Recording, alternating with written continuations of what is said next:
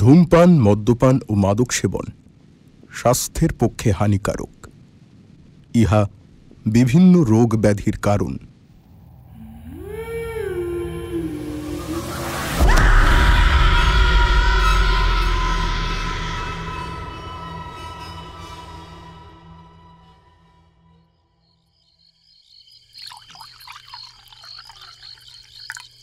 ওষুধগুলো খেয়ে নিন বাবু।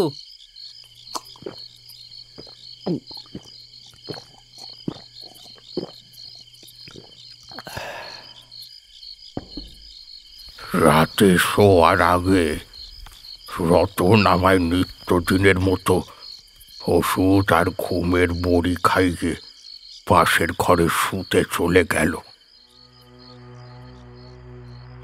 বহুকাল পরে ডায়েরিটা ফিরে পেয়ে আজ আজ আনন্দে নিশ্চিন্তে ঘুমব।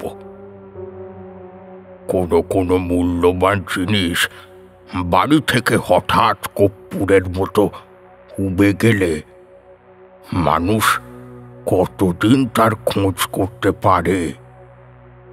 বড়জোর 1-2 মাস, তারপর হাল ছেড়ে দিয়ে বসে থাকে। মনকে বোঝায় নিশ্চয়ই ওটা চুরি হয়ে গেছে। চুরি হয়ে গেলে আর ফিরে পাওয়ার উপায় নেই। আমার একটা ডায়েরি ট্রাঙ্কের ভিতর থেকে হঠাৎ কেমন করে অদৃশ্য হয়ে গিয়েছিল, কিছুতেই বুঝতে পারিনি। বাড়িতে আমি একা। আমার কোনোদিনই এমন কোনো বন্ধু বান্ধব ছিল না যে কাউকে পড়তে দেব। পড়তে দেওয়া তো দূরের কথা, কাউকে পড়েও দেখাইনি। ডায়েরিটা অন্যের কাছে মূল্যবান নয়, কিন্তু আমার কাছে ওর মূল্য অপরিসীম। আবার এটাও ঠিক, ওই ডায়েরিতে এমন কিছু গোপন তথ্য আছে যা পড়লে যে কেউ লোভী হয়ে উঠতে পারে। তারপর হয়তো আমাদেরই মতো ছোটখাটো কোনো একটা অভিযান চালাতে গিয়ে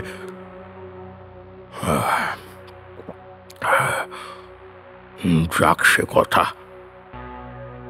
তা সেই ডায়েরির জন্য তন্ন তন্ন করে সারা বাড়ি খুঁজেছি, সম্ভব অসম্ভব কোনো জায়গায় বাদ দিইনি। কয়েক বছর ধরে খোঁজার পর একদিন হতাশ হয়ে হাত গুটিয়ে নিলাম। কিন্তু আজ আমার এই 83 বছর বয়সে হঠাৎই সেটা আমার বইয়ের আলমারির উপর খুঁজে পেলাম, যেন কেউ এই মাত্র ওটা ওখানে রেখে দিয়ে গেছে। অথচ এই জায়গায় আমি কতদিন ধরে কতবার খুঁজেছি, এতদিনও বুঝতে পারি না সেই 1935 সালে আমার ঘরে ট্যাঙ্কের নিচ থেকে কেউ কিভাবে ডায়েরিটা বের করে নিল, আর এতগুলো বছর পর নাকের ডগায় রেখে দিয়ে গেল। রেখে দিয়ে গেল এমন একটা সময় যখন দুরারোগ্য রোগে আমি একরকম শয্যাশায়ী, মৃত্যুর জন্যে দিন গুনছি।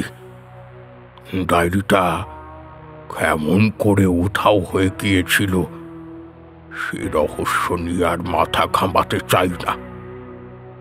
ওটা যে খুঁজে পেয়েছি সেটাই আমার মস্ত বড় লাভ। মৃত্যুর আগে অন্তত আর একবার ডায়েরিটা পড়তে পাবো।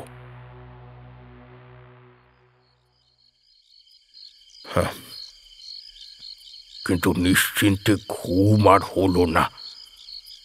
গভীর রাতে একটা ঘটনা ঘটল। আমার বিছানার কাছে একটা ছোট্ট টেবিলে কিছু দরকারি ওষুধপত্র, টর্চ আর একটা ঘড়ি থাকে। মাঝে মাঝে যখন ঘুম ভেঙে যায় তখন ঘড়ি দেখি, প্রহর গুনি কখন ভোর হবে। হঠাৎ একটা শব্দে ঘুমটা ভেঙে গেল। কে কে কে? রতন, রতন এসেছিস? মশারি থেকে হাত বাড়িয়ে টর্চটা নেওয়ার আগেই দেখলাম ঘরের মধ্যে একটা দীর্ঘ ছায়া মূর্তি। ক্রমে সেটা মানুষের মতো আকৃতি নিল। পরিষ্কার দেখলাম তার গায়ে রাজ পোশাক ঝলমল করছে, কোমরে মস্ত বড় তলোয়ার, পায়ে ভেলভেটের নাগরা বলে মনে হলো বিগত যুগের কোনো সুলতান। নিশ্চয়ই ভুল দেখেছি মনে করে উঠে বসে দু চোখ রোগড়ে নিলাম, কিন্তু না না, ভুল নয়। মাত্র হাত 10 দূরে দেওয়ালের কাছে সত্যি কোনো সুলতান দাঁড়িয়ে আগুন ঝরা চোখে আমার দিকে তাকিয়ে আছে।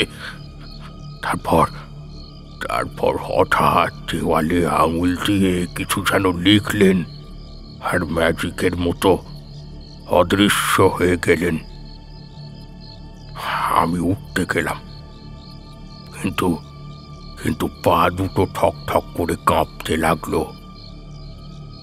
এতকাল পরে উনি হঠাৎ কি করে কেন গৌড়ের ধ্বংসাবশেষ থেকে উঠে এসে আমার এই গরিবখানায় দেখা দিলেন বুঝতে পারলাম না। তবে উনি যে ক্রুদ্ধ হয়েছেন তা বুঝতে ভুল হয়নি।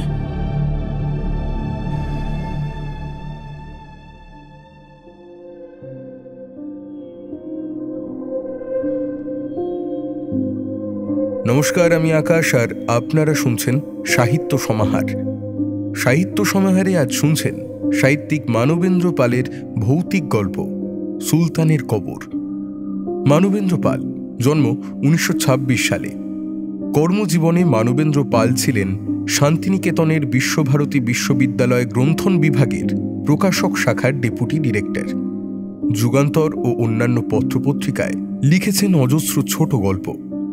এছাড়া নবকল্লোল ও শুকতারায় ছোটদের জন্য লিখেছেন অজস্র ভৌতিক গল্প ও উপন্যাস।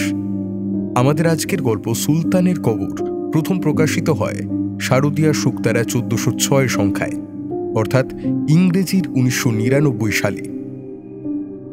গল্পের মূল চরিত্রে কথক এবং জ্যাকব অ্যান্টনি। শুরু হচ্ছে আমাদের আজকের নিবেদন, মানবেন্দ্র পালের লেখা ভৌতিক গল্প সুলতানের কবর।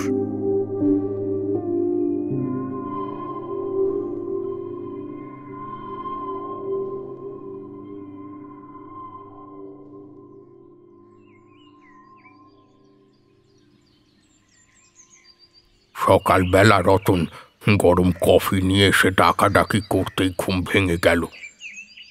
ধরফর করে উঠে পড়লাম। তারপর কফি খেয়ে সুলতান যেখানে দাঁড়িয়েছিলেন সেইখানে এগিয়ে গেলাম। কি আশ্চর্য! দেওয়ালে ফার্সি ভাষায় কাঁপা কাঁপা হাতে অস্পষ্ট কয়েক লাইন লেখা। ফার্সি ভাষাটা কিছুটা শিখেছিলাম, তাই কথাটা উদ্ধার করে ফেললাম।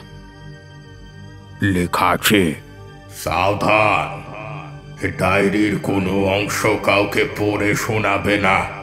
যদি শোনাও তাহলে তোমাকে আমার হাতে মরতে হবে। নিচে সই নেই, তার বদলে আছে হাতের ছাপ। আঙুল তো নয়, শুধু সরু সরু কয়েকটা হাড়।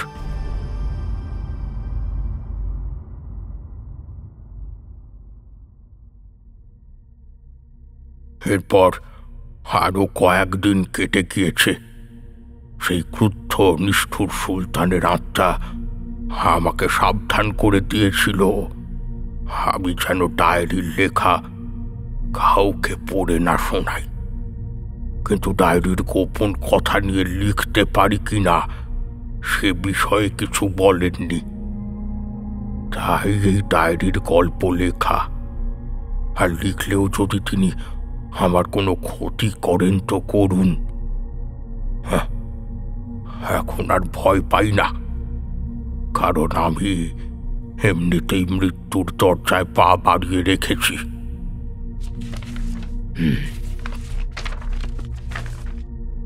সময়টা 1500 শতাব্দীর শেষের দিকে হবে, অর্থাৎ আজ থেকে প্রায় 500 বছর আগে সুলতান সাইফুদ্দিন হামজা শাহ বা ফিরোজ শাহ ছিলেন গৌড়ের সুলতান।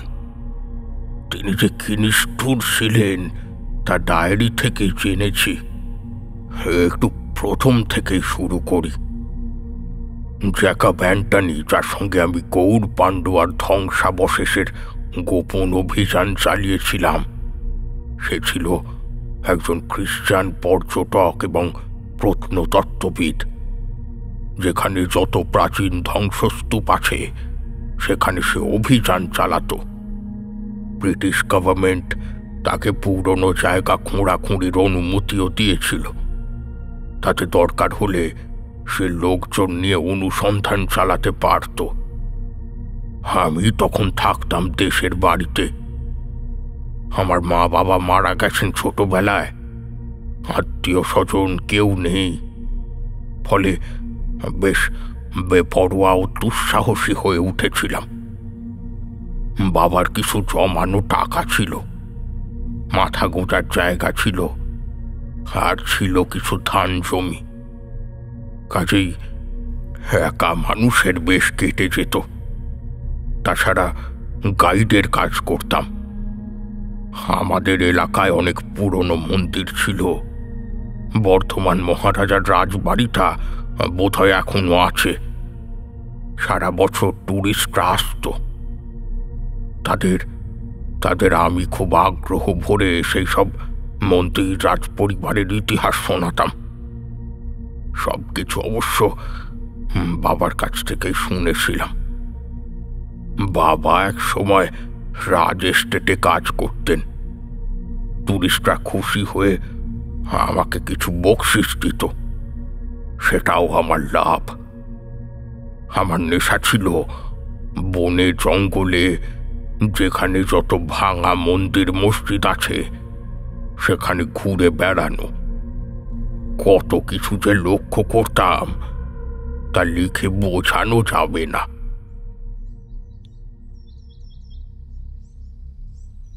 সেদিনও বাড়ি থেকে একটু দূরে নদীর ধারে ঘুরছিলাম। এখানে লম্বা সারি দেওয়া বহু প্রাচীন ইটের গাঁথুনি আছে। অনেক জায়গাতে ইট নেই, হয়তো ভেঙে পড়ে গেছে কিংবা চুরি হয়েছে। এখানে বড় কেউ একটা আসে না, তাই আমি বেশ একা একা ঘুরে বেড়াই। ইটের সারিগুলো দেখে আমার কত কি মনে হয় যা কাউকে বলা যায় না। বললে লোকে ভাববে পাগল। হঠাৎ শব্দ শুনে চমকে ফিরে দেখি কোট প্যান্ট আর মাথায় হ্যাট পরা একজন লোক মুখে চুরুট গুঁজে এই দিকেই আসছেন। গায়ের রং কালো, ঠোঁটের উপর পুরু গোঁপ, বেশ সুস্থ সবল বেঁটে খাটো চেহারা, দু চোখে ধূর্ত চাউনি। দেখলেই মনে হয় শুধু পরিশ্রমী নয়, সাহসীও। আমাকে দেখে বললেন, What are you doing here, young man? আপনি কোথা থেকে আসছেন? আপনাকে তো কখনো দেখিনি। আমার নাম জ্যাকব অ্যান্টনি। আপাতত আসিতেছি কর্ণেল সুবর্ণ থেকে। কর্ণেল সুবর্ণ কোথায় জানো তো? জানি বই কি, মুর্শিদাবাদে, ঐতিহাসিক জায়গা, এক সময় বাংলার রাজধানী ছিল। Very good. তুমি তাহলে হিস্টোরিক্যাল প্লেসেসের খবর রাখো? হ্যাঁ, ঐতিহাসিক জায়গাগুলো দেখতে আমার খুব ইচ্ছে করে। Very good, very good. তা আপনি আমাদের এখানে কোনো বিশেষ কাজে এসেছেন বুঝি? আসিব না, তোমাদের এই কালনা তো বহু পুরাতন জায়গা আছে। ইস্ট ইন্ডিয়া কোম্পানির সময় কালনার বানান কি লিখিত জানো? না তো। খুলনা, খুলনা। এখানে মুসলমান আমলের বেশ কয়েকটা ভাঙ্গা মস্ক আছে। বর্ধমান রাজাদেরও অনেক কীর্তি আছে। হ্যাঁ, বর্ধমান রাজাদের দুটো সমাজবাড়িও আছে। হোয়াট? সমাজবাড়ি? হ্যাঁ, রাজপরিবারের মারা যাওয়া সদস্যদের অস্থিভস্য এই দুই সমাজে রাখা আছে। Only bones and ashes. I'm not interested in that. আমি চাই কফিনের মধ্যে রাজা মহারাজাদের বডি, ডেড বডি। সেরকম কিছু আছে? না তো। আমি এখানে 2 দিন আগে আসিয়াছি। এর মধ্যে পুরানো টেম্পল আর মস্ক সব দেখা হয়ে গিয়েছে। এখন ঘুরিতে ঘুরিতে এই নদীর ধারে আসিলাম। এই ইটের শাড়িগুলো কি বলতে পারেন সাহেব? Let me see. মনে হইতেছে এখনো প্যালেসের ভাঙ্গা ওয়াল। নো নো সাহেব, এগুলো হচ্ছে নীল চাষের জায়গা। আগে ইটের বড় বড় চৌবাচ্চা করে নীল গাছ ভিজিয়ে রাখা হতো। নীলকর সাহেবরা আমাদের দেশের গরিব চাষিদের ওপর যে কত অমানসিক অত্যাচার করেছে তা কি জানেন না? জানি জানি, শুধু জানিতাম না তোমাদের খালনাতেও নীল চাষ হইত। এইভাবেই জ্যাকবের সঙ্গে আমার প্রথম আলাপ। তারপর আরো 2 দিন জ্যাকব আমাকে সঙ্গে নিয়ে ঘুরলেন। আমার সৌভাগ্য, আমাকে ওর খুব ভালো লেগেছে। তারপরই উনি আমার সেই প্রস্তাবটা দিলেন। আচ্ছা, তুমি কখনো মালদা গিয়াছ? গৌর পান্ডুয়া দেখিয়াছ? না। হোয়াট? গৌর পান্ডুয়া না দেখিলে বাংলার সুলতানদের হিস্ট্রি জানা যায় না। সারি সারি রুইন্সের মধ্যে এখনো লুকিয়ে আছে কত ওয়েলথ, সে তুমি না দেখিলে ভাবিতে পারিবে না। আপনি গৌর পান্ডুয়া গিয়েছেন? Not once or twice, but 13 times. এতবার গিয়েও আবার যাবেন? Of course, কারণ আমি শুধু টুরিস্টের মতো ঘুরিতে যাই না। I'm searching for something. আমি শুধু খুঁজিয়া বেড়াই। কি খুঁজেন? সেটা আমি এখন বলিব না। তুমি যাইবে আমার সঙ্গে? হ্যাঁ, নিশ্চয়ই যাব। But one thing, আমি যেখানে যেখানে যাইব, যা যা করিব, তা শুধু তুমি দেখিয়া যাইবে। কোনো কিছু আস্ক করিতে পারিবে না, আর কাউকে কোনোদিন বলিতে পারিবে না। Remember boy, আমার সঙ্গে বিট্রে করিলে ফল কিন্তু খারাপ হইবে। হ্যাঁ হ্যাঁ, ঠিক আছে। তাহলে কালনায় আর থাকিয়া লাভ নাই, দেন কালি বেরিয়া পড়িব। কোথায় যাব প্রথমে? Malda, and then Gour Pandua. মালদাহ কেন নাম হইল বলিতে পারো? আমি মাথা নাড়লাম। কেউ কেউ বলে মালদ নামে একটা ট্রাইব ছিল।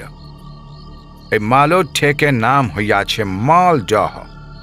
আর কেউ কেউ বলে ফার্সি মাল আর বেঙ্গলি দহ, এই 2 শব্দ মিলিয়া হইয়াছে মালদহ।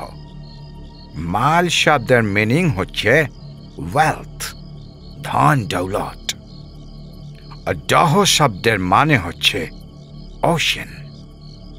তাই মালদহের মানে হইল ওশান অফ ওয়েলথ। এর নামই বুঝাইয়া দেয় মালদহের মধ্যে এখনো কত প্রাচীন হিডেন ট্রেজার আছে। জ্যাকবের দু চোখ এমন লোভীর মতো চকচক করছে কেন? যারা ট্যুরিস্ট, যারা প্রত্নতত্ত্ববিদ, যারা মাটি খুঁড়ে প্রাচীন ইতিহাস খুঁজে বেড়ায়, ধনৈশ্বর্যের কথায় তারা এমন লোভী হবে কেন?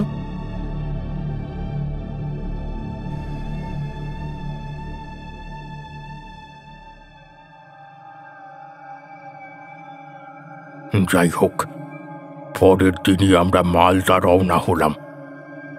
আজ এই 1999 সালে যারা গৌর পান্ডুয়া দেখতে যাবেন তারা কল্পনাও করতে পারবেন না সেই 1935 সালে সেখানকার অবস্থা কিরকম ছিল।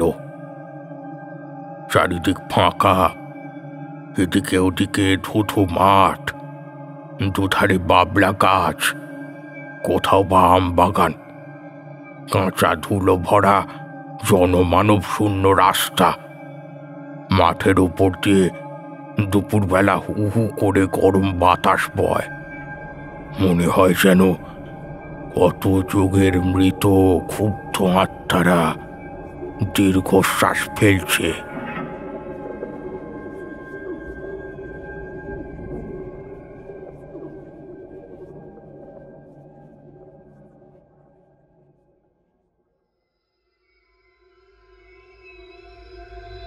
গৌর পান্ডুয়ার মুখে যে কয়েকটা আদিবাসীদের মাটির ঘর ছিল, সূর্য ডোবার আগেই সেসব ঘরের দরজা জানালা বন্ধ হয়ে যেত। কেউ আর বেরোতো না। হ্যাঁ, একটা অজানা ভয়। সে ভয় কিসের তা কেউ বলতে পারত না। শুধু মনে হতো মৃত নিষ্ঠুর সুলতানদের অতৃপ্ত আত্মারা ঘুরে বেড়াচ্ছে।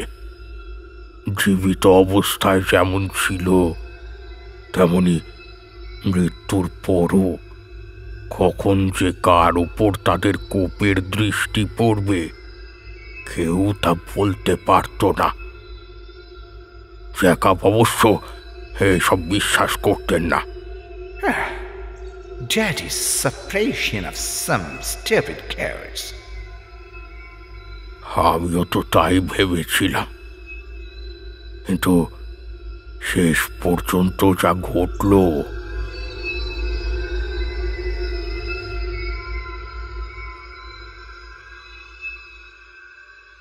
5ই মার্চ 1935।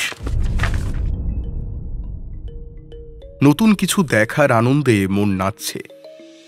আজ রানাঘাট স্টেশন থেকে লালগোলা প্যাসেঞ্জারে উঠে লালগোলায় নামলাম। তারপর লালগোলা ঘাট, সেখান থেকে স্টিমারে পদ্মা পার হলাম। সে কি রোমাঞ্চ! এসব পথে কখনো আসিনি। জ্যাকব এক মনে কি সব নোট করছে, আমার সঙ্গে কথা বলছে কম। আমরা নামলাম গোদাগাড়ি ঘাটে, সেখান থেকে মিটার গেজের ট্রেনে মালদা ফোর্ট স্টেশন। আবার জলযাত্রা। এবার মহানন্দা নৌকায় পার হয়ে এসে পৌঁছলাম মালদা টাউনে।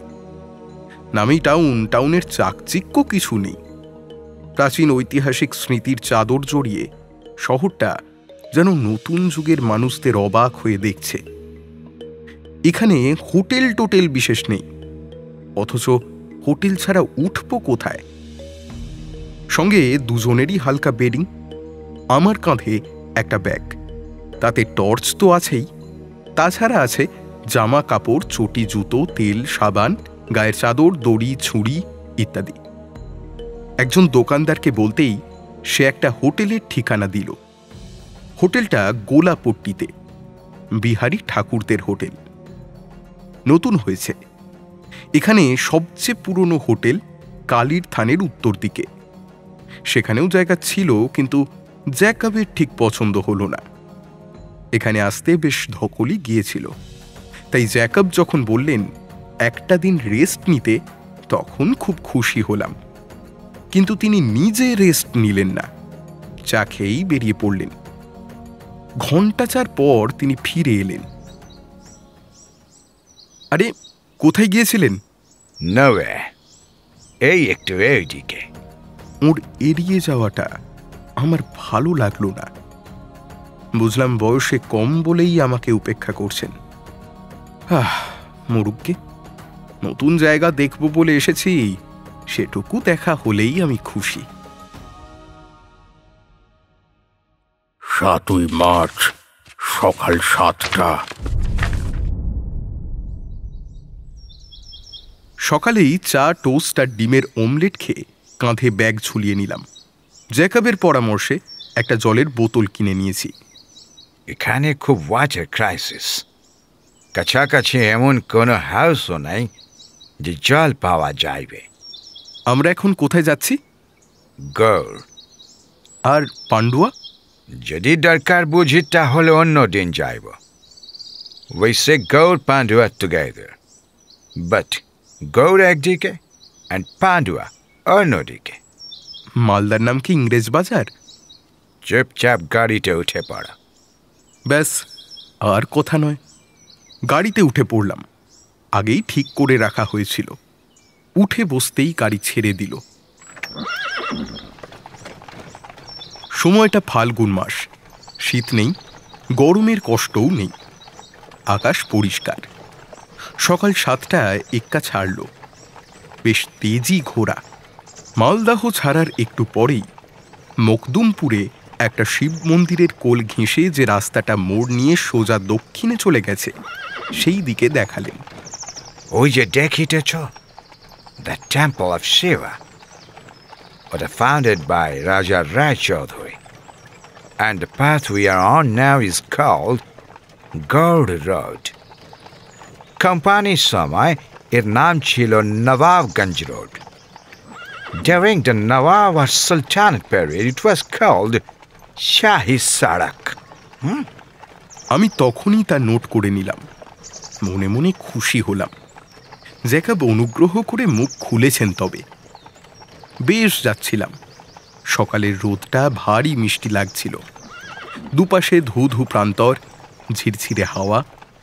জানলাম গৌড় নগরে ঢুকতে খুব দেরি নেই। পুরানো গড় পার হলেই গৌড় দর্শন শুরু হবে। এই সময়ে একটা উটকো বিপত্তি শুরু হলো। কোথা থেকে একটা কাক উড়ে এসে আমাদের মাথার উপর চক্কর কাটতে লাগলো আর বিকট শব্দে ডাকতে লাগলো। কাক যে অত বড় হয় জীবনে কখনো দেখিনি। পাহাড়ের দেশ হলে না হয় কথা ছিল, কিন্তু এ তো একেবারে আমাদের সুজলা সুফলা বাংলা। শুধু বিরাট আকারই নয়, ডাকটাও ভয়ঙ্কর। চোখ দুটো ঘুরছে, মনে হচ্ছিল এখনই ঠোঁট দিয়ে ঠোক্কর মারবে।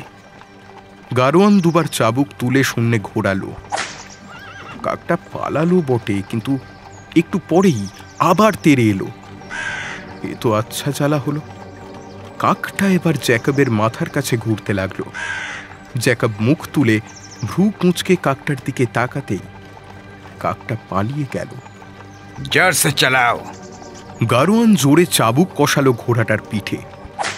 কেন যে জ্যাকব জোরসে হাঁকতে বলল, কেনই বা গারোয়ান গাড়ি ছুটিয়ে দিল, তার কারণ বুঝতে পারলাম না। এ কি সামান্য কাকের ভয়?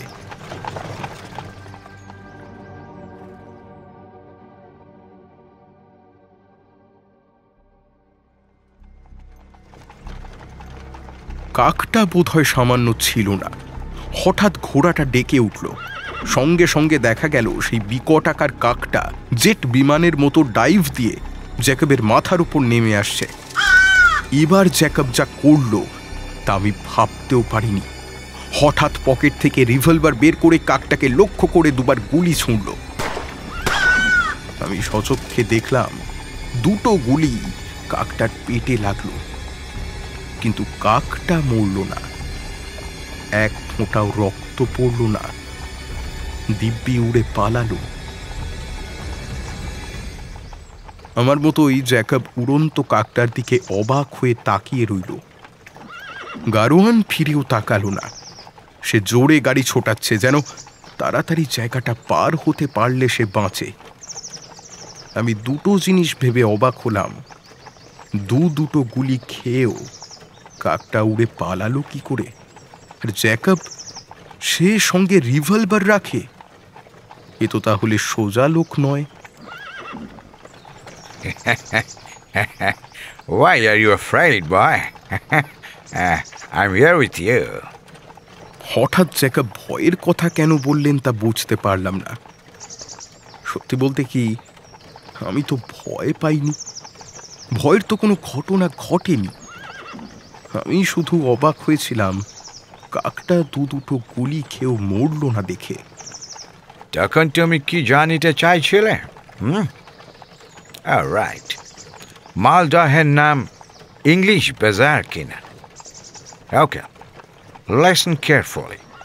ইংলিশম্যানরা এদেশে আসিবার পর মহানন্দা রিভারের ওয়েস্ট ব্যাংকের জমি কোনো এক রাজা রায় চৌধুরীর কাছ থেকে বাই করে মাত্র 300 টাকায়। সেখানে 1862-তে তারা মুঘলসদের মতো ইংলিশাবাদ টাউন গড়ে তুলিল। আর 1871 তখন গড়িল ইংলিশ বাজার। সাধারণ লোকের মুখে কথাটা হইল ইংলিশাবাদ, এরই নাম মালদহ। নীলকুঠির ইংলিশম্যানরা এখানে কালার রং তৈয়ার করিত। তাই রং প্লাস ইংরেজ অ্যান্ড বাজার, এই থেকে হইল রংরেজ বাজার। অমনি আমি নোট করে নিলাম। এক্কা ছুটছে, মাঝে মাঝে খোলা মাঠের উপর দিয়ে ঈষৎ গরম দমকা বাতাস ধুলো উড়িয়ে আসছে।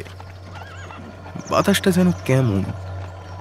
এ ধরনের বাতাসের সঙ্গে অন্তত আমার পরিচয় নেই। সকালে যে ফুরফুরে বাতাসে আরাম পাচ্ছিলাম, এখন সেই বাতাস আর নেই। এখন শুধু শরীরেই নয়, মনের ভেতরেও যেন কেমন অস্বস্তি হচ্ছে। মনে হচ্ছে আর গিয়ে কাজ নেই, ফিরে যাই। কেন যে এমন মনে হচ্ছে তা বুঝতে পারলাম না।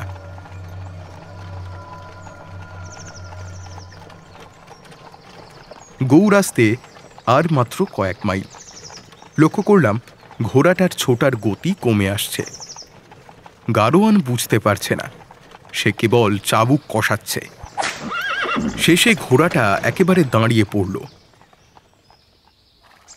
আর কিছুতেই তাকে নড়ানো গেল না। গাড়োয়ান গাড়ি থেকে নেমে ঘোড়াটাকে দেখল। না, কোনো অসুখ করেনি, তেমন ক্লান্তও নয়।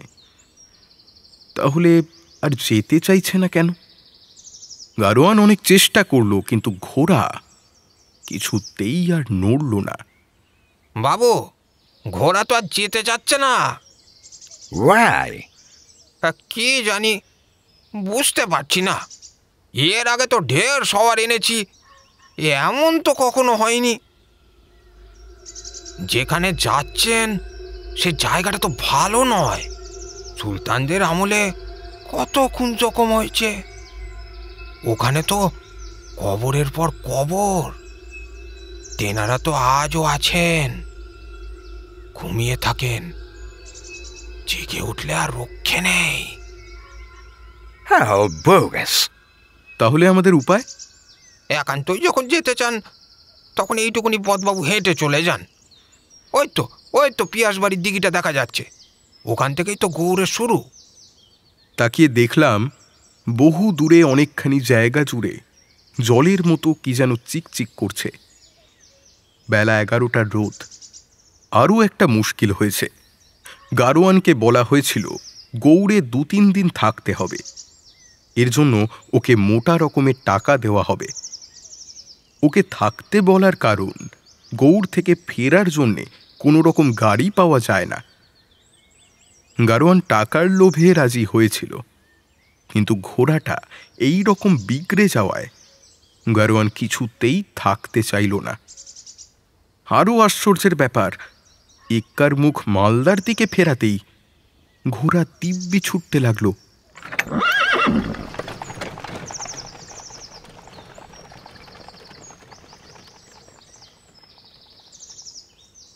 জ্যাকব, কি ভাবছেন? Nothing. Let's work. হাঁটা।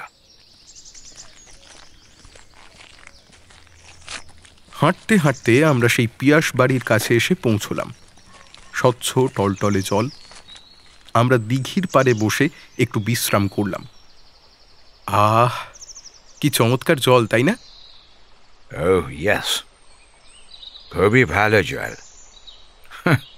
নাম পিয়াস বাড়ি, but don't try to drink. এটা খাইতে যেও না। খাবো না কেন?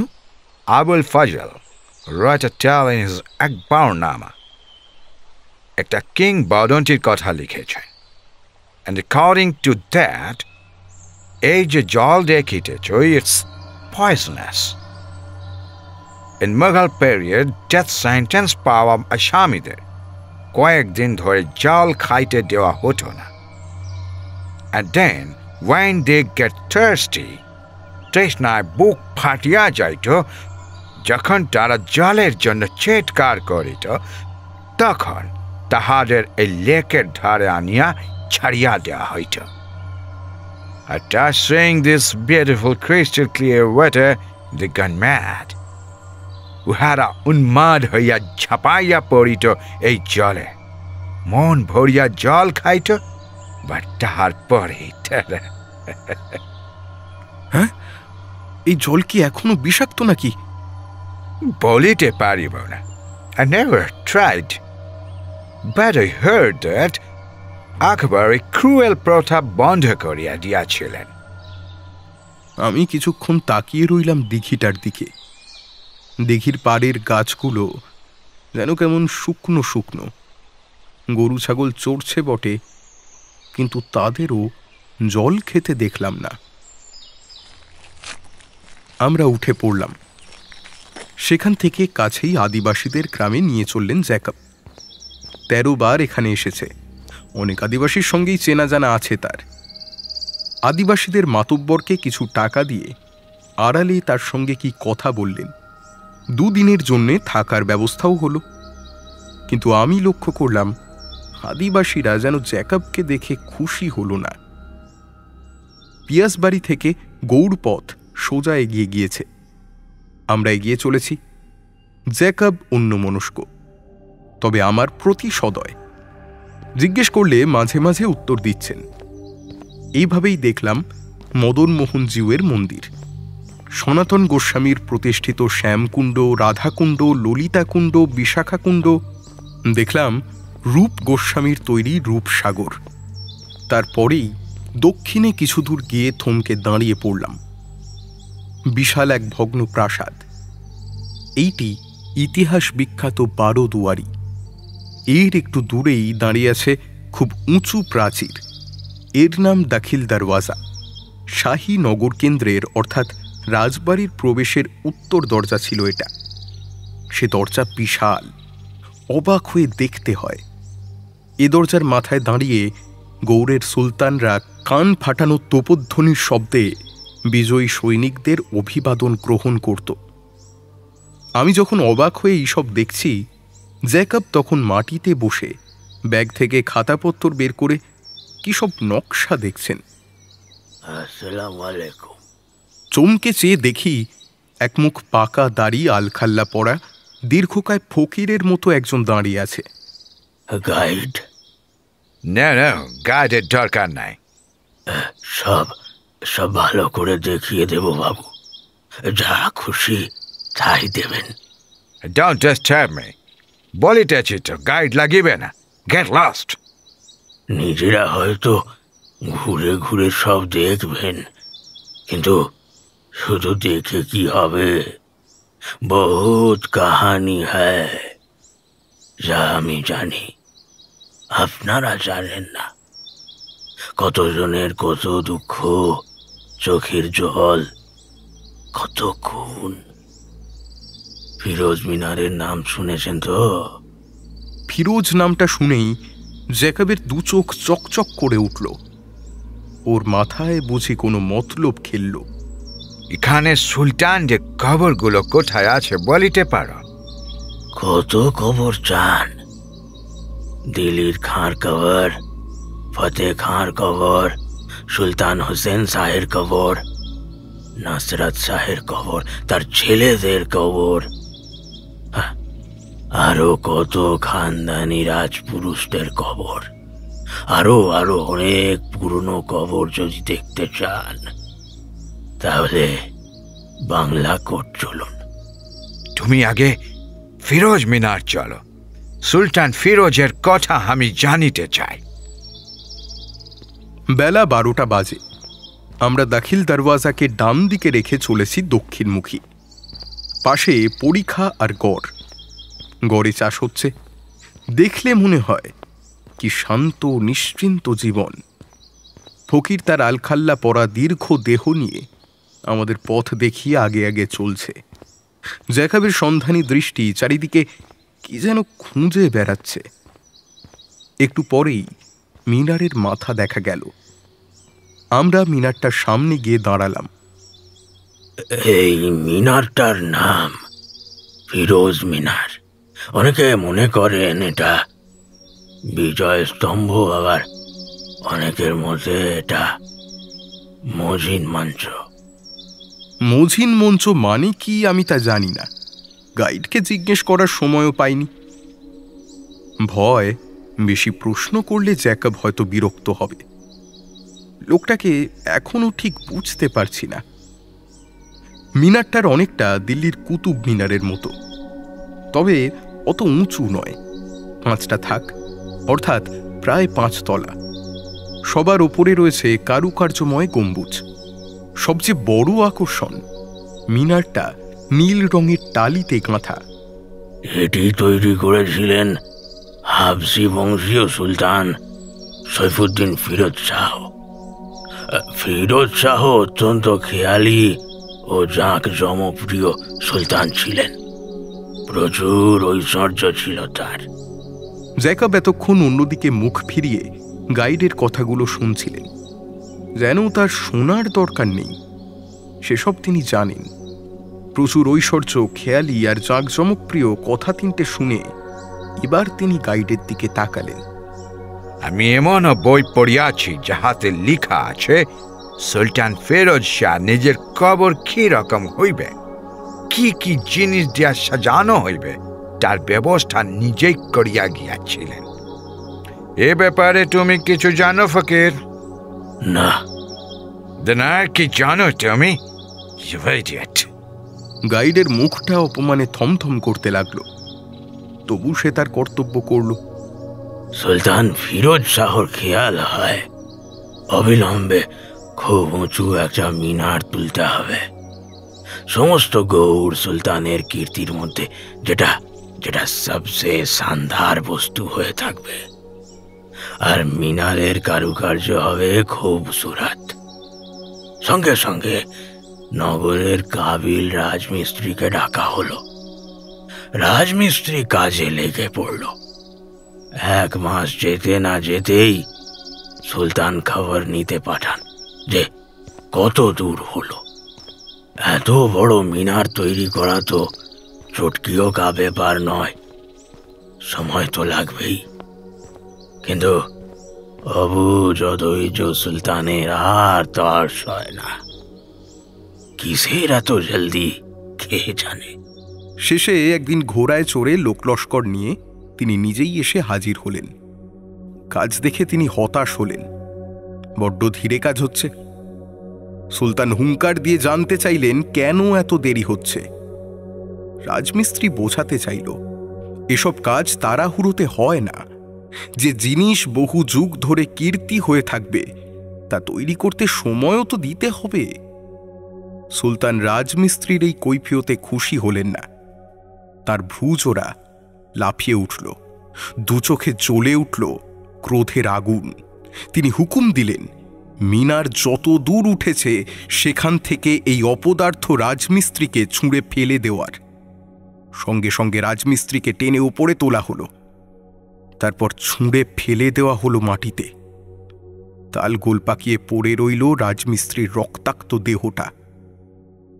মিনারটা ঠিক কতটা উঁচু হয়েছিল তা মিস্ত্রির তালগোল পাকানো দেহটা নিঃশব্দে প্রমাণ করে দিল। সুলতান কিন্তু এসব নিয়ে মাথা ঘামালেন না। আদেশ করলেন তখনই আরও ভালো রাজমিস্ত্রি নিয়ে আসতে। ফকির যা বলল সেই অনুযায়ী এই হলো ফিরোজ মিনারের কাহিনী। কথা শেষ হতে জ্যাকব গাইডের কাছে এগিয়ে গেলেন। হে ফকির, এই ফিরোজ শাহের কবরটা কোথায় বলিতে পারিবে? তোমায় অনেক অনেক টাকা দিব, lords and lords of money. বলো ফকির, বলিতে পারিবে? কেন বলুন তো বাবু? আমি সেই কবরে ঢুকিব। সব মতলব ছাড়ুন বাবু সাহেব, সব মতলব ছাড়ুন। এই জন্যই যদি এখানে এসে থাকেন তাহলে বহুত ভুল হবে। বাড়ি ফিরে যান।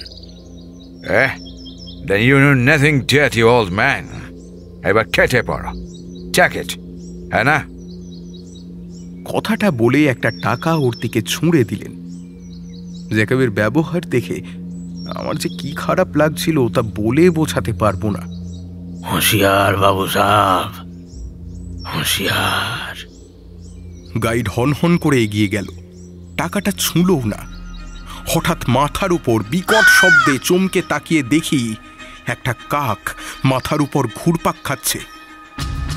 আরে সেই কাকটাই তো। কাকটা এবার জ্যাকবের মাথা লক্ষ্য করে ঠোঁট উঁচিয়ে নেমে এলো। স্পষ্ট দেখলাম কাকটার বুকে ছোট দুটো সাদা দাগ, বোধহয় গুলির দাগ। জ্যাকব তখনই রিভলভার বের করে কাকটাকে মারতে যাচ্ছিল, কিন্তু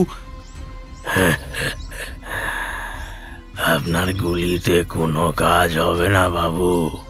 ওটা ওটা পকেটে ঢুকিয়ে রাখুন। কথাটা বলেই গাইড ডান হাত তুলে একবার শূন্যে ঘোরালো। সঙ্গে সঙ্গে কাকটা দূর আকাশে উড়তে উড়তে অদৃশ্য হয়ে গেল। এই যে সব ঘটনা দেখলাম, ডায়েরিতে লিখতে আরম্ভ করে স্তম্ভিত হয়ে যাচ্ছে। এই 1935 সালে ইংরেজ আমলেও এমন সব অসম্ভব অলৌকিক ঘটনা ঘটে। কাকটা তো বটেই, কিন্তু ওই ফকিরই বা কে? তার হাতের ইশারাতেই কাকটা চলে গেল। তাছাড়া কেনই বা সে জ্যাকবকে বলে গেল হুঁশিয়ার? এখনো কিছু বুঝতে পারছি না। বেলা 2টো বাজে। ফিরোজ মিনার দেখে ওইখানেই বসে আমরা দুপুরে খাওয়া সেরে নিলাম। মালদা থেকে লুচি, তরকারি আর মিষ্টি আনা হয়েছিল। রাতের খাওয়ার ব্যবস্থা অবশ্য আদিবাসীটির ঘরে। জ্যাকব আগাম মুরগির টাকা দিয়ে রেখেছেন। খাওয়া শেষ হলে জ্যাকব বললেন, তোমার সঙ্গে এইবার কয়েকটা কথা বলি আনি। 13 times আমি এখানে আসিয়াছি, শুধু গৌড় দেখিবার জন্যে নয়। আমি অনেক পুরাতন বই খুঁজিয়া পড়িয়াছি, অনেক সুলতানের কবরের কথা পেয়েছি, বাট ফিরোজ শাহের কবরের কথা পাইনি। কোনো কোনো বইয়ে ফিরোজ শাহের কথা থাকিলেও ইটস কনফিউজিং। এখানকার গাইডরা সঠিক জানে না কোনটা আসল ফিরোজ শাহের টম্ব। মৃতের পরিচয় লেখা থাকে যেসব পাথরে, যাকে বলে মেমোরিয়াল স্টোন, তা এই 500 years ডেস্ট্রয় হইয়া গিয়াছে। সো অরিজিনাল কোনটা কেউ তা স্পষ্ট করিয়া বলিতে পারে না। বাট আমি খুব পুরাতন দুটি ফার্সি বইয়ে সেই কবরের ডিটেলস পাইয়াছি, and তার ব্লু প্রিন্ট সঙ্গে করিয়া আনিয়াছি। সুলতান নিজেই নিজের কবর গৃহ করিয়া গিয়াছিলেন এক সিক্রেট প্লেসে। কথাটা শুনে রাখো, শুধু কবর নয়, কবর গৃহ, গৃহ। সেখানে রইয়াছে সুলতানের দেহ, আর তার প্রচুর ওয়েলথ, বহুত, অনেক, যেমন মিশরের ফেরাওদের মমির সঙ্গে রাখা হইত। And this time I came here to find that wealth. তোমাকে আনিয়াছি আমার স্বার্থে। তুমি আমাকে সাহায্য করিবে, because that wealth ওইটা একা রিকভার করা আমার একার পক্ষে পসিবল নয়, বুঝেছ? হায় ভগবান, শেষ পর্যন্ত একটা চোরের সঙ্গে আমি এখানে এলাম। আমি রাগে দুঃখে ভয়ে চুপ করে রইলাম। Don't be silent. যাহা বলিব তাহাই শুনিবে, আদারওয়াইজ তোমাকে খুন করিয়া এখানে পুঁটিয়া রাখিয়া যাইব, and no one gonna know. যদি আমার কথা শোনো, দেন যাহা পাইব তাহার কিছু তোমাকে দিব, তোমার সারা জীবন আরামে কাটিয়া যাইবে। আমি বুঝতে পারছিলাম আমি এই চোরটার হাতের মুঠোয় চলে গিয়েছি। আর নিষ্কৃতি নেই। আমি ওর কথা মতো চললেও শেষ পর্যন্ত ওই অপকর্মের সাক্ষীকেও কিছুতেই বাঁচিয়ে রাখবে না। তাহলে কি করব এখন?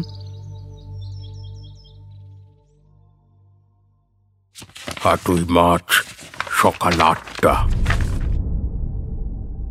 গতকাল রাতে ডায়েরি লিখতে পারিনি। যেসব ঘটনা ঘটে গেল তা এতই অসম্ভব আর আকস্মিক যে কিছু লেখার মতো অবস্থায় ছিলাম না। আজ কিছুটা ধাতস্থ হয়ে তারপর লিখছি। কাল রাত 9টার মধ্যে গরম গরম মুরগির ঝোল আর ভাত খুব তৃপ্তির সঙ্গে খেয়ে শুয়ে পড়লাম।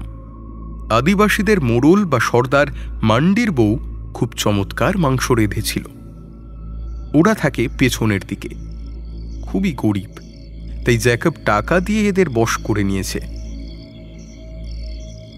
আমার আর জ্যাকবের জন্য পাশাপাশি দুটো দড়ির খাটিয়া, মশারি টাঙিয়ে শুয়ে পড়লাম। জ্যাকবও শুয়ে পড়েছেন। দুপুর থেকে এখনো পর্যন্ত আমার সঙ্গে একটাও কথা বলেনি। খুব গম্ভীর, বোধহয় মতলব বাড়ছে।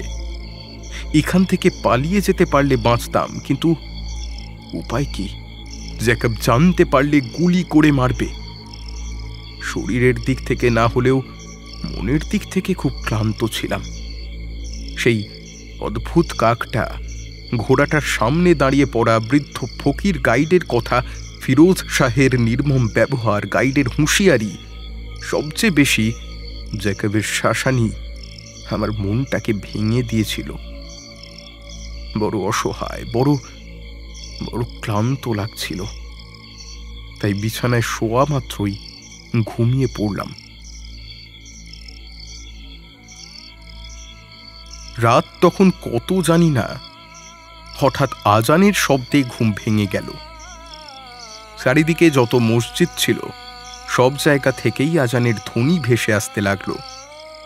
আমি শুয়ে শুয়েই টর্চের আলোয় রিস্টওয়াচটা দেখলাম। রাত 2টো। এত রাতে কেউ আজান দেয় নাকি? তাছাড়া এখানে যতদূর ঘুরেছি কোথাও একটা আস্ত মসজিদ অবধি চোখে পড়েনি। সবই ধ্বংসস্তূপ। তাহলে আজান কে দিচ্ছে, আর কোথা থেকেই বা দিচ্ছে? একবার ভাবলাম জ্যাকবকে ডেকে জিজ্ঞাসা করি, কিন্তু ওর সঙ্গে কথা বলতে ইচ্ছে হলো না। মরুককে যাক বলে আবার শুয়ে পড়লাম। আজানের ধ্বনিও হঠাৎ থেমে গেল। সঙ্গে সঙ্গেই ঘোড়ার খুরের শব্দে চমকে উঠলাম। এই গভীর রাত্রে কোথা থেকে এত ঘোড়া ছুটে আসছে ভেবে পেলাম না। তারপরে শুনলাম চারপাশের প্রান্তর জুড়ে ঘোড়াগুলোর দাপাদাপি, সেই সঙ্গে তরোয়ালের ঝনঝনানি। আমি আর শুয়ে থাকতে পারলাম না, উঠে দরজার কাছে গেলাম। আদিবাসীদের ঘরে একটাও বড় জানালা থাকে না। তারা নাকি মনে করে অশুভ আত্মারা জানালা দিয়ে ঘরে ঢুকে পড়ে। মোহন মান্ডির ঘরেও জানালা নেই। আমি দরজাটা একটু ফাঁক করে শব্দ লক্ষ্য করে তাকালাম। গাঢ় ঘুটঘুটে অন্ধকার। তার মধ্যে দিয়েই তীক্ষ্ণ দৃষ্টিতে তাকালাম আর দেখলাম এক অবিশ্বাস্য দৃশ্য। গোটা প্রান্তর জুড়ে অসংখ্য ঘোড়ার কালো কালো ছায়া। তাদের পিঠে এক একটা কালো কালো মূর্তি। সারা মাঠ জুড়ে তারা দাপাদাপি করছে। তাড়াতাড়ি দরজা বন্ধ করে শুয়ে পড়লাম। কি অদ্ভুত ব্যাপার দেখলাম আমি! এসবই কি চোখের ভুল? হঠাৎ দুটো ঘোড়ার খুরের শব্দ আমাদের ঘরের দিকে এগিয়ে এলো। আমি ভয়ে কাঁটা হয়ে চোখ বন্ধ করে পড়ে রইলাম। ঘোড়া দুটো যেন কাছেই কোথাও এসে থামল। তারপরই শুনলাম, জেহরাব হোনা, জেহরাব হোনা, আমি বিপদগ্রস্ত। আমি জালাল উদ্দিনের পুত্র শামসুদ্দিন। আমাকে হত্যা করতে এসেছে আমারই দুজন কৃতদাস। আমাকে বাঁচাও।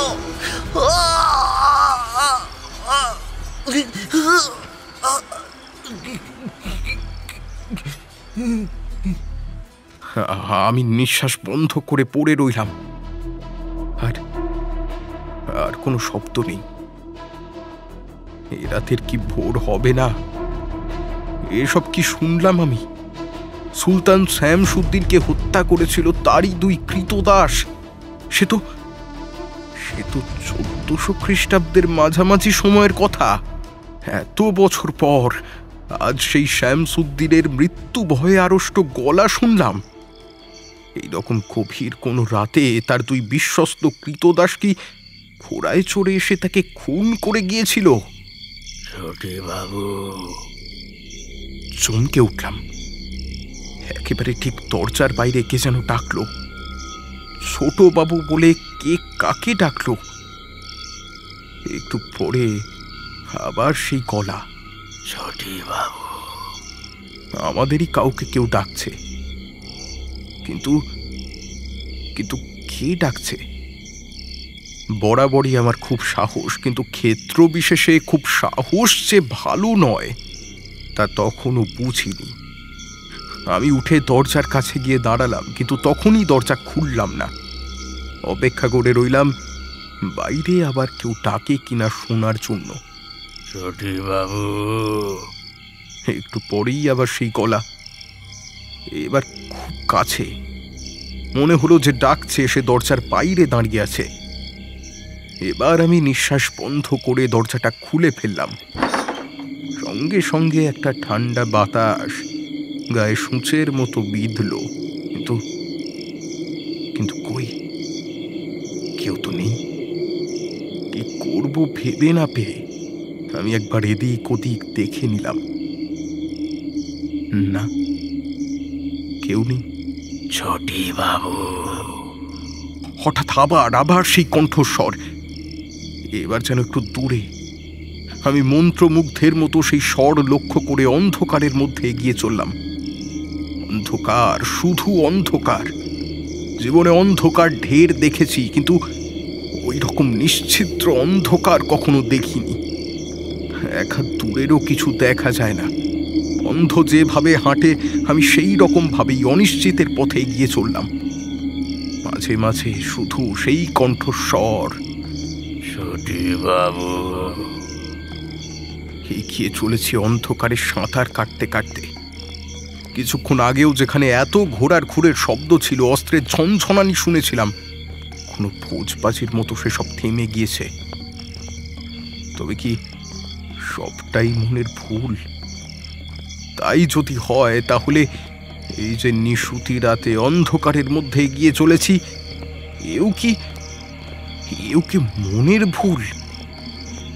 হঠাৎ মনে হলো সে যেন আমার গায়ের ওপর গরম নিঃশ্বাস ফেলল। আমি চমকে উঠলাম। কে? তারপরই মনে হলো কেউ যেন আমার পাশ দিয়ে দৃপ্ত ভঙ্গিতে হেঁটে গেল, কিন্তু কাউকে দেখতে পেলাম না। এক জায়গায় এসে থমকে দাঁড়িয়ে পড়লাম। সামনে উঁচু মতো, ওটা কি দাঁড়িয়ে? ঠাউর করে দেখলাম, আরে এ তো ফিরোজ মিনার। এত দূরে এলাম কি করে? কে আমাকে এখানে ডেকে আনলো? কেন আনলো? যে ডেকে আনলো সে গেলই বা কোথায়? হঠাৎ হু হু করে একটা বাতাস মিনারে ঠোকর খেয়ে আমার দিকে এগিয়ে এলো। আমার সারা গা কাঁটা দিয়ে উঠল। আর তখনই যে দৃশ্যটা দেখে আমি চমকে উঠলাম, কথা বোঝানো কঠিন। স্পষ্ট দেখলাম লুঙ্গি পরা বুড়ো মতো একটা লোক মিনারের গা বেয়ে টিকটিকির মতো তরতর করে একেবারে গম্বুজের মাথায় উঠে গেল। আর তারপরেই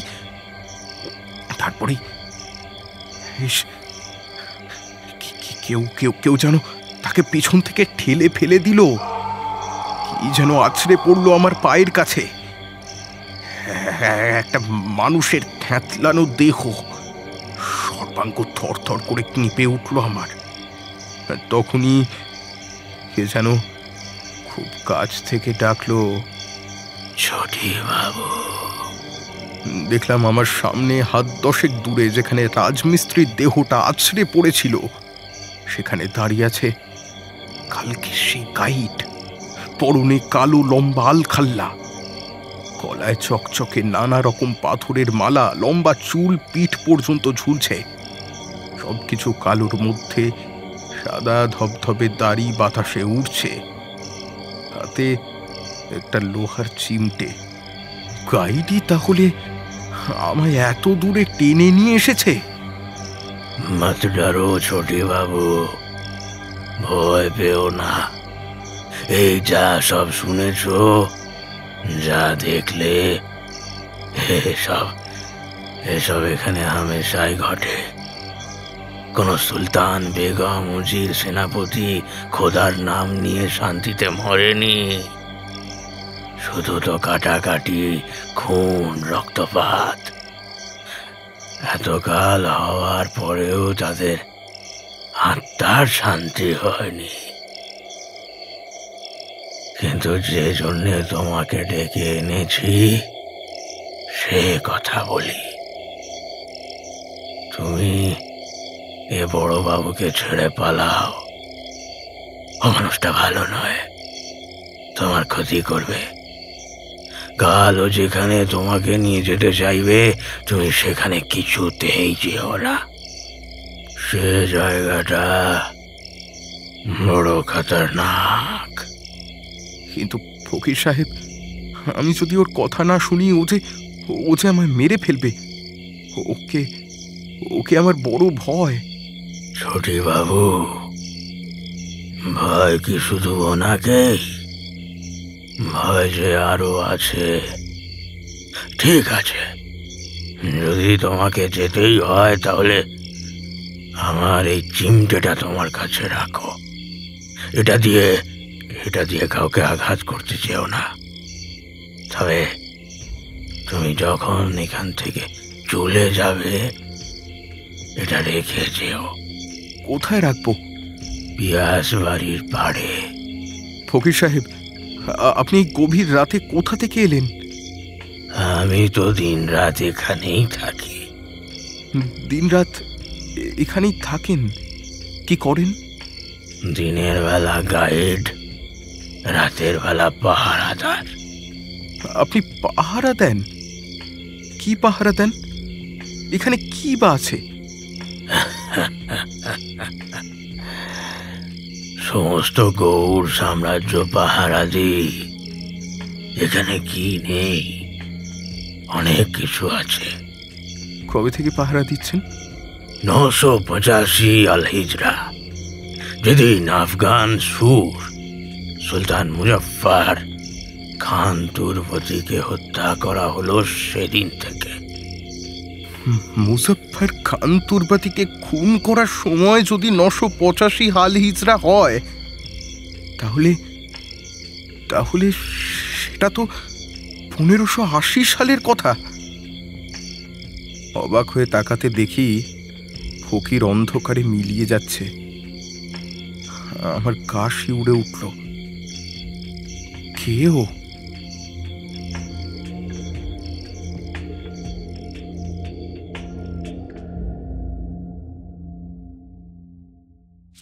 হাটই মাঠ, বেলা 11টা। বেলা 11টা নাগাদ জ্যাকব মোহন মান্ডি আর কয়েকজন আদিবাসীকে নিয়ে বেরিয়ে পড়লেন। ওদের হাতে কোদাল, শাবল, গাঁইতি। তাছাড়া জ্যাকবের কাঁধে যে ঝোলাটা রয়েছে তার মধ্যেও নিশ্চয়ই কিছু যন্ত্রপাতি আছে। Walk with me. আমার পাশে পাশে হাঁটো, পিছিয়ে পড়িবার চেষ্টা করিবে না। জ্যাকব ভেবেছেন আমি হয়তো পালিয়ে যাব, পালিয়ে গিয়ে হয়তো ওর মতলব ফাঁস করে দেব। আমি তাই নিষ্প্রাণ পুতুলের মতো ওর পাশে পাশে চললাম। কোথায় যাচ্ছি, কত দূরে যাচ্ছি তা জানি না। মনে পড়ল গতকাল রাতের কথা, ফকিরের সেই কথাগুলো। ছোটি বাবু, বড় বাবু যেখানে নিয়ে যেতে চাইবে সেখানে যেও না। কিন্তু উপায় নেই, যেতে হচ্ছে। ভরসা শুধু ফকিরের দেওয়া চিমটেটা। Yeah. Where did you get that from? এটা ওই মাঠে কুড়িয়ে পেয়েছি। Rakhya now. Maybe you can kill some snakes and frogs with that. Sab bang marite paribe. ক্রমে আমরা ভাঙা প্রাসাদ মসজিদ ছাড়িয়ে একটা প্রান্তরে এসে পৌঁছলাম। জ্যাকব এগিয়ে চলেছেন, যেন ইতিমধ্যেই জায়গাটা চিনে রেখেছেন। নির্জন প্রান্তর, দূরে গরু মোষ চড়ছে, এপাশে ওপাশে 2-3টে দিঘির মতো পুকুর। এসবই একদিন সুলতানদের কেউ না কেউ তৈরি করেছিলেন, আজ তাদের কথা কেউ জানে না। ফাল্গুন মাস, এরই মধ্যে রোদের তেজ বেড়ে উঠেছে। জ্যাকব ব্যাগ থেকে একটা টুপি বের করে মাথায় চাপিয়ে নিলেন। একে তো বেঁটে কালো চেহারা, তার ওপর যখন টুপি মাথায় পরে গটগট করে হাঁটছিলেন তখন ওকে মনে হচ্ছিল একটা খুদে শয়তান। কিছু দূর এগিয়ে একটা ভাঙা পাঁচিল দেখা গেল। বোঝা গেল একসময় অনেকখানি জায়গা ঘিরে মস্ত উঁচু পাঁচিল ছিল, কিন্তু এখন শুধু খানিকটা দাঁড়িয়ে আছে। আমরা সেই খাড়া পাঁচিলের পাশ দিয়ে মাঠের মতো একটা খোলা জায়গায় ঢুকলাম। জ্যাকব তার নোটবই বের করে দেখে নিলেন, তারপর ফিতে ফেলে কিছু দূর মাপজোপ করলেন, তারপর মনের আনন্দে টুপিটা খুলে ফেললেন। Digger, এখানে খোঁড়ো। আমি তো কিছুই ভেবে পাচ্ছিলাম না। এ তো সমতল জায়গা, কবরের চিহ্ন মাত্র নেই, এখানে খুঁড়ে কি লাভ? ততক্ষণে আদিবাসীরা গাঁইতি চালাতে আরম্ভ করেছে।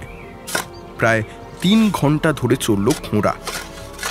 অনেকখানি জায়গা জুড়ে একটা বিশাল গর্ত হলো, চারিদিকে ছড়িয়ে পড়ল ধুলো আর ইটের টুকরো। জ্যাকব কয়েকটা ভাঙা ইট কুড়িয়ে নিয়ে পরীক্ষা করলেন, তারপর আদিবাসীদের হাতে কতকগুলো টাকা গুঁজে দিয়ে বললেন, আরো আরো টাকা পাইবে। Dig it fast, make it deep, deep.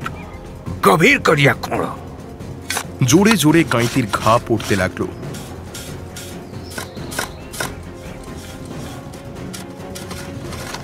একটা মানুষের মতো গভীর গর্ত তৈরি হলো।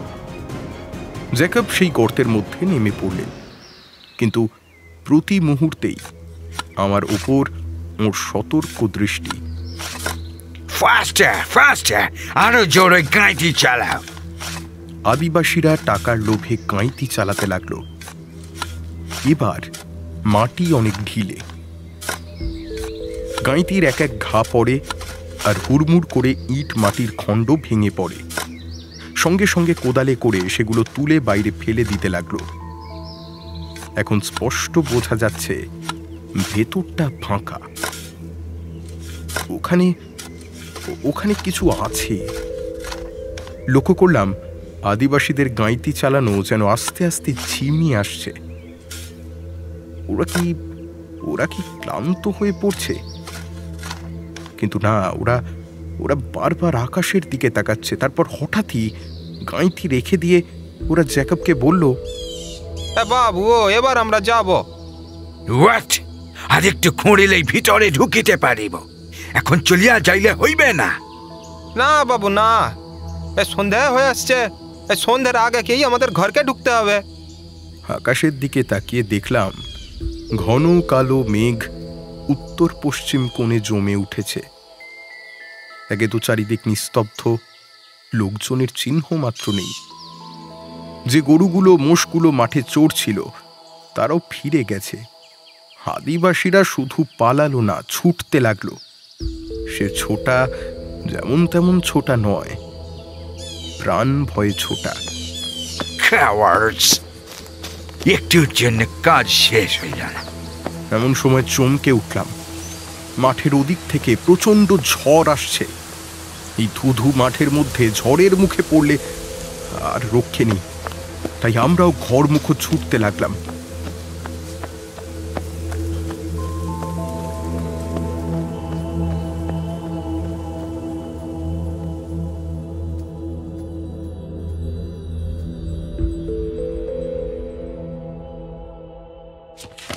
নয় মার্চ সকাল। সারা রাত ঝড়ের দাপট ছাড়া আর কোনো ঘটনা ঘটেনি। পরশুদিন রাতে যে আজান ধ্বনি বা ঘোড়ার ছোটাছুটির শব্দ শুনেছিলাম, গত রাতে সেরকম শুনিনি। আজ সকালে উঠেও দেখি আকাশের মুখ ভার, জ্যাকবের মুখ ততোধিক ভার। মাঝে মাঝে শোঁ করে দমকা বাতাস দিচ্ছে। এ এক অকাল দুর্যোগ। জ্যাকবকে দেখছি ঘরের মধ্যে ছটফট করছেন। The work is still unfinished.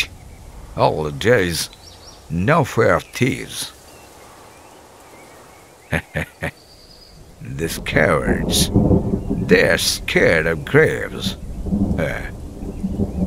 But if it rains, water enters in the pit, then we have to wait until the water dries up. But I can't wait even a day more. Jacob আমার সঙ্গে একটাও কথা বলছেন না, যেন যেন আমি কোনো ফালতু লোক। অথচ আমায় ছেড়েও দিচ্ছেন না। ছেড়ে দিলে তো আমি বাঁচি, কিন্তু ছাড়ছেন কই। শেষ পর্যন্ত ঝড় একটু থামলো বেলা 3টে নাগাদ। সকলে আবার রওনা হলাম। আদিবাসীরা কিন্তু কিছুতেই যাবে না। না বাবু না, মাটি খুঁড়তে গিয়ে সন্ধ্যা হয়ে যাবে। সন্ধ্যার আগে ছাড়িয়া দিব, আর একটু তো বাকি। Please come with me, please. আমার সঙ্গে এসো তোমরা। I am gonna pay you double, দ্বিগুণ টাকা দিব, দ্বিগুণ। কথা মতো 5টার আগেই ওরা চলে গেল। অবশ্য তখন খোঁড়ার কাজ শেষ। ধুলোয় ঢাকা একটা বেঁটে দরজার সামনে এসে আমরা দুজনে দাঁড়িয়েছি। বোঝা গেল সমাধি গৃহে ঢোকার এটাই দরজা। দরজাটায় চমৎকার কারুকার্য করা। এত বছরেও সেসব কাজ নষ্ট হয়নি। কিন্তু দরজাটা এত নিচু কেন? বুঝতে পারলাম এই পবিত্র সমাধি গৃহে যাতে মাথা নিচু করে ঢুকতে হয়, তারই জন্যই ব্যবস্থা। গুড লর্ড, এখানে আমরাই প্রথম। দ্য প্লেস ইজ এন্টাস্ট। আজ পর্যন্ত কোনো চোর এ জায়গায় ইনফরমেশন পায়নি। এই সন্ধেবেলা আমরা ঢুকবো? So why do you think? যাবে কি চোরেদের জন্য দরওয়াজা খুলিয়া রাখিয়া যাইব? Bring out the torch. Torch বার করো। দরজাটার করার সঙ্গে একটা মোটা শেকল বাঁধা ছিল, জং ধরে গিয়েছিল। জ্যাকব ঝুলি থেকে দুটো যন্ত্র বের করে শেকলে চাপ দিতে লাগলেন। অনেকক্ষণের চেষ্টায় শেকল ভাঙল না বটে, কিন্তু কড়া দুটো উঠে এলো। Help me! দরওয়াজাটা ঠেলো! Help me! দুজনে জোরে ধাক্কাধাক্কি করতেই একটা বিকট শব্দ করে দরজাটা খুলে গেল। একরাশ ধুলোর সঙ্গে একটা ভ্যাপসা গন্ধ নাকে এসে লাগলো আমার। আমরা দুজনেই নাকে রুমাল চাপা দিলাম। মিনিট 5 পরে আমরা টর্চ চেলে ভিতরে ঢুকলাম। কালো পাথরের টালি দিয়ে গাঁথা মেঝে, ভেতরে ঘুটঘুটে অন্ধকার। আমার গাটা ছমছম করতে লাগলো।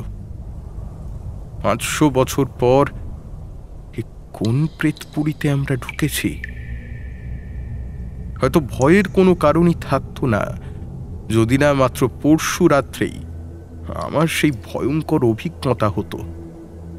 এখানে আসার আগে থেকেই আমি কিছু অলৌকিক ব্যাপার লক্ষ্য করেছি। 1 নম্বর, সেই কাকটা যেটা গুলি খেয়েও মরেনি।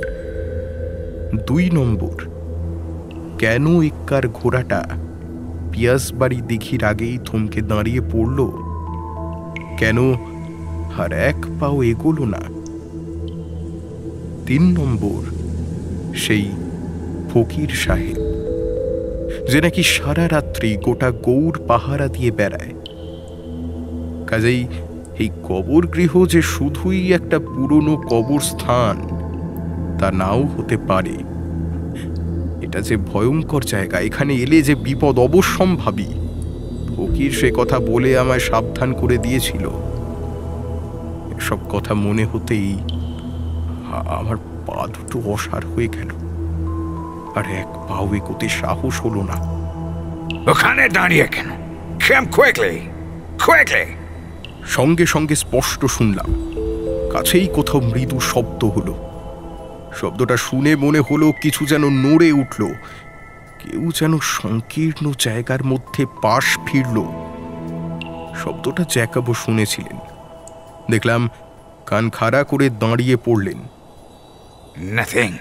Come with me. জ্যাকব, জুতোটা খুলবো? No need of that. অগত্যা পবিত্র কবর গৃহে জুতো পরেই এগিয়ে চললাম। একটাই ভরসা, ফকিরের দেওয়া লোহার চিমটেটা, সেটা আমার মুঠোয় শক্ত করে ধরা। জ্যাকব চারিদিকে টর্চের আলো ফেলছেন। এমন সময় হঠাৎ থমকে দাঁড়িয়ে পড়লেন। What is it? দুপাশে 7টা মাঝারি সাইজের কবর, কিন্তু তা তো হবার কথা নয়। আপনার লক্ষ্য কোনো এক ফিরোজ শাহের কবর। তিনি সুলতান ছিলেন, প্রচুর ঐশ্বর্য, অত্যন্ত খেয়ালি। মরার আগে তিনি নাকি কোনো গোপন জায়গায় নিজের সমাধি ঘর তৈরি করে রেখেছিলেন। সেখানে নিশ্চয়ই তিনি শুধুই রাজপোশাক পরে শুয়ে থাকবেন না, সঙ্গে সোনাদানা ধনরত্ন থাকবে। আর নিশ্চয়ই সেই কবর গৃহ তাঁর একারই হবে। তাই যদি হয় তাহলে এই কবরগুলো কাদের? তবে কি এটা সুলতান ফিরোজ শাহের কবর নয়? This maybe belongs to his close relatives. তাহলে সুলতানের কবরটা কোথায়? জ্যাকব চারিদিকে টর্চের আলো ফেলতে লাগলো। অন্ধকার এতই জমাট যে টর্চের আলো বেশি দূর যাচ্ছিল না। হঠাৎ চোখে পড়ল দেওয়ালের একদিকে প্রায় 4 হাত উঁচুতে একটা ছোট দরজা। আমরা তাড়াতাড়ি সেই দিকে এগিয়ে গেলাম। হ্যাঁ, দরজাই। তবে এটাকে দরজা না বলে একটা বড় জানালা বলা যেতে পারে। তবে জানালা নয়, জানালা হলে গড়াত থাকতো। এতে দরজার মতোই মস্ত 2টো পেতলের কড়া লাগানো আছে, আর কড়া দুটো সিল করা। দরজার গায়ে ফার্সিতে কি যেন লেখা আছে, অক্ষর উঠে গেছে। জ্যাকব ভালো করে পড়তে পারল না, তবে সে নিশ্চিত এই ঘরেই সুলতান আছেন। তখনই সে যন্ত্রপাতি দিয়ে সিল ভেঙে ফেলল। আমার বুকের মধ্যে ধরাস করে উঠল। স্পষ্ট অনুভব করলাম আমার পেছনে কারা যেন নিঃশব্দে এসে দাঁড়িয়েছে। চকিতে পিছন ফিরলাম, কিন্তু কিন্তু কিছুই দেখতে পেলাম না। শুধু একটা তপ্ত হাওয়া আমার জামাটাকে তুলিয়ে দিয়ে গেল। এই বন্ধ ঘরে হাওয়া কোথা থেকে আসবে তা বুঝতে পারলাম না। আমি চিমটেটা আরো শক্ত করে ধরলাম। বার কয়েক ঝাঁকানি দিতেই দরজাটা খুলে গেল। জ্যাকব পকেট থেকে রিভলভার বের করে জুতো পাই ঘরের ভেতর লাফিয়ে পড়লেন। বুঝলেন না কার জন্য রিভলভার? কে আছে ঘরে? যে থাকতে পারে তাকে রিভলভার কিছু করতে পারে না। আমিও টর্চ জেলে ভেতরে ঢুকছিলাম। তখনই, তুমি বাইরে থাকো, ডাকিলে তবেই আসিবে। যাও যাও। আমি যেন বেঁচে গেলাম। সেই কুঠুরির বাইরে দাঁড়িয়েই আমি ভেতরটা এক ঝলক দেখে নিলাম। সাজানো গোছানো ঘর, দেওয়ালে দেওয়ালে ফার্সিতে কোরআনের বাণী। একটা উঁচু বেদির উপর স্থাপিত কোষ্ঠী পাথরের মতো চকচকে কালো পাথরের বিশাল একটা কবর। কবরের গায়ে নীল সাদা হলুদ সবুজ মিনার কাজ। এ ঘরে এই একটি কবর। কবরের দৈর্ঘ্য দেখলে বুঝতে অসুবিধা হয় না, এখানে যিনি শুয়ে আছেন তিনি লম্বায় 6 ফিটেরও বেশি। সমাধির উপর টাঙানো রয়েছে সাদা সিল্কের শামিয়ানা, জীর্ণ বিবর্ণ। 4টে লাল থামে, শামিয়ানার 4 কোণে দড়ি বাঁধা, ঝুলছে সোনার চেন। লক্ষ্য পড়ল কবরের চারপাশে হাতির দাঁতের ক্যাশ বাক্সের মতো বড় বড় বাক্স। দেখলাম জ্যাকব একটা বাক্স ভেঙে ফেললেন, তারপর ভেতর থেকে বের করতে লাগলেন রাশি রাশি হিরে, পান্না, চুনি। তখনই গোটা 3 বাক্স ঝুলির মধ্যে ঢুকিয়ে নিলেন। এবার উঠে একটা হাতুড়ি নিয়ে এগিয়ে গেলেন কবরটার দিকে। তিনি কি করতে যাচ্ছেন ভেবে শিউরে উঠলাম। অমন সুন্দর কারুকার্য করা কবরটা হাতুড়ি দিয়ে ভেঙে ফেলবেন, তার নিচ থেকে টেনে তুলবেন কফিন। ওর ধারণা কফিনের মধ্যে মৃতদেহ ধুলো হয়ে গেলেও নিশ্চয়ই আরো অনেক অনেক ধনরত্ন আছে। জ্যাকব কবরের গায়ে জোরে হাতুড়ির ঘা মারলেন। আমি সে দৃশ্য দেখতে পারলাম না। ওখান থেকে পিছিয়ে আগের ঘরে এসে দাঁড়ালাম। অন্ধকার কবরের রাজ্যে একা দাঁড়িয়ে থাকা যে কি ভয়ঙ্কর অভিজ্ঞতা, তা যে কখনো দাঁড়িয়েছে সে ছাড়া আর কেউ কল্পনা করতেও পারবে না। ওদিকে হাতুড়ির শব্দ শুনতে পাচ্ছি, বুঝতে পারছি পাথরের কবর চৌচির হয়ে যাচ্ছে। হঠাৎ হাতুড়ির শব্দ ছাপিয়ে একটা অস্বাভাবিক শব্দে আমি চমকে উঠলাম। সেই দিকে এগিয়ে গেলাম। দেখি যে ঘরে জ্যাকব কবর ভাঙছিলেন সেই ঘরের দরজাটা বন্ধ হয়ে গেল। My lord!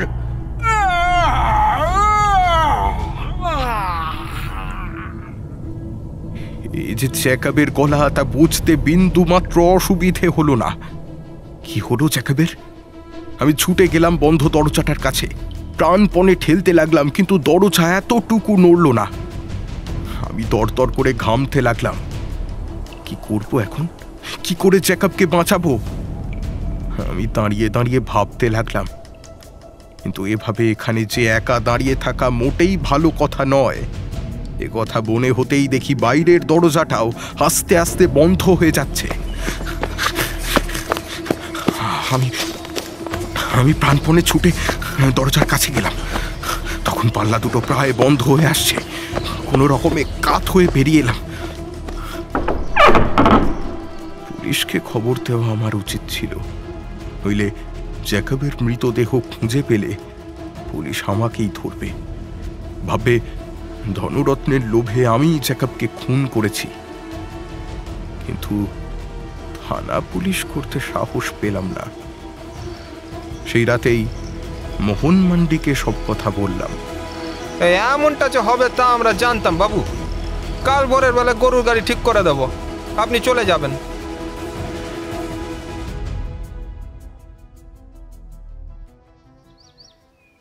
দশই মার্চ বিকেল 4টে। আজ দুপুরে গরুর গাড়ি করে নিরাপদে মালদহর হোটেলে ফিরে এসেছি। তবে একা। ফকিরের দেওয়া চিমটেটা পিয়াসবাড়ির ধারে রেখে আসতে ভুলিনি।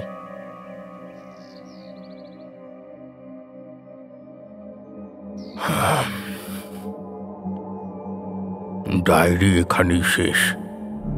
1935 সালের ডায়েরি। 64 বছর পর সেটা খুঁজে পেয়ে নতুন করে কাহিনীটা লিখে ফেললাম। রতন 1 পেয়ালা কফি নিয়ে এলো। আমি তখন দেওয়ালের এক জায়গায় দাঁড়িয়ে কিছু খুঁজছিলাম। ওখানে কি খুঁজছেন বাবু?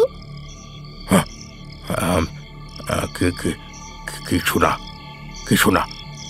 তারপর কফির পেয়ালায় সুমুখ দিলাম। আসলে সুলতানের হাতের লেখাটা খুঁজছিলাম।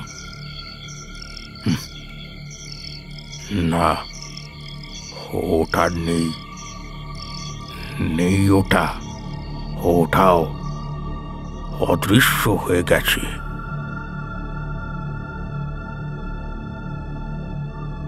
শুনছিলেন মানবেন্দ্র পালের লেখা ভৌতিক গল্প সুলতানের কবর। আজকের গল্পের সূত্রধার, গল্প পাঠ এবং সুলতানের চরিত্রে আমি আকাশ, জ্যাকব অ্যান্টনির চরিত্রে সমীরণ, ফকির ও রতনের চরিত্রে কৌশিক, গারোয়ান এবং আদিবাসীর চরিত্রে শুভ্রদীপ এবং শ্যামের চরিত্রে অরিজিৎ। আজকের গল্পে শ্রুতিনাট্য রূপদানে চিন্ময়, শব্দগ্রহণে শ্যামলোক স্টুডিও থেকে মৈনাক, শব্দ সংযোজনে ফিনিক্স অডিওভার্স থেকে প্রিয়াঙ্কা, গল্পের কিছু অরিজিনাল মিউজিক নির্মাণে দুরিন স্টুডিও, আবহ নির্মাণ ও সমগ্র পরিচালনা আকাশ এবং প্রচ্ছদ অঙ্কনে রৌমজিৎ। কেমন লাগলো আমাদের নিবেদন অবশ্যই কমেন্ট সেকশনে লিখে জানাতে ভুলবেন না। গল্প ভালো লাগলে অবশ্যই লাইক, শেয়ার এবং সাবস্ক্রাইব করে আমাদের পাশে থাকবেন। সাহিত্য সমাহারকে আর্থিকভাবে আপনারা সাহায্য করতে পারেন ডেসক্রিপশনে দেওয়া ইউপিআই আইডি অথবা গল্পের শুরুতে দেখানো কিউআর কোডটি স্ক্যান করে। সাহিত্য সমাহারকে আপনারা ফলো করুন ফেসবুক এবং ইনস্টাগ্রামে, লিঙ্ক দেওয়া রয়েছে আমাদের ডেসক্রিপশন বক্সেই। মানবেন্দ্র পালের ভৌতিক অমনিবাস কেনার লিঙ্ক দেওয়া থাকবে ডেসক্রিপশন অথবা গল্পের প্রথম পিন কমেন্টে, আপনারা সেখানে গিয়ে বইটি কিনতে পারেন। আজ তাহলে এই পর্যন্তই। আগামী সপ্তাহে ফিরছি আরও একটি ভিন্ন স্বাদের গল্প নিয়ে। সকলে ভালো থাকুন, সুস্থ থাকুন আর শুনতে থাকুন সাহিত্য সমাহার।